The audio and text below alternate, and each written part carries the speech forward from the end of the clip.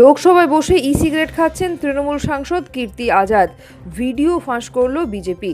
লোকসভা অধিবেশন কক্ষে বসে তৃণমূল কংগ্রেসের সাংসদ কীর্তি আজাদ প্রায়ই সিগারেট ব্যবহার করেন বলে অভিযোগ করেছেন বিজেপি সাংসদ ও প্রাক্তন মন্ত্রী অনুরাগ ঠাকুর। বুধবার বিজেপি এই অভিযোগের সমর্থনে কীর্তি আজাদের ভিডিও ফুটেজ প্রকাশ করেছে। বলে রাখা ভালো, সোমনাথ চট্টোপাধ্যায় লোকসভার স্পিকার ছিলেন। সেই সময় থেকে সংসদ ভবনে ধূমপানের উপর কঠোর নিষেধাজ্ঞা আরোপ করা হয়েছে।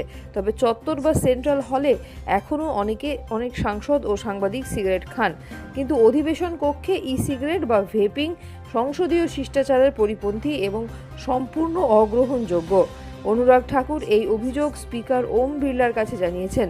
বিজেপির মুখপাত্র অমিত মালব্য বুধবার এক্সে পোস্ট করে বলেছেন, অনুরাগ ঠাকুর যে তৃণমূল সাংসদের বিরুদ্ধে অভিযোগ তুলেছেন তিনি কীর্তি আজাদ।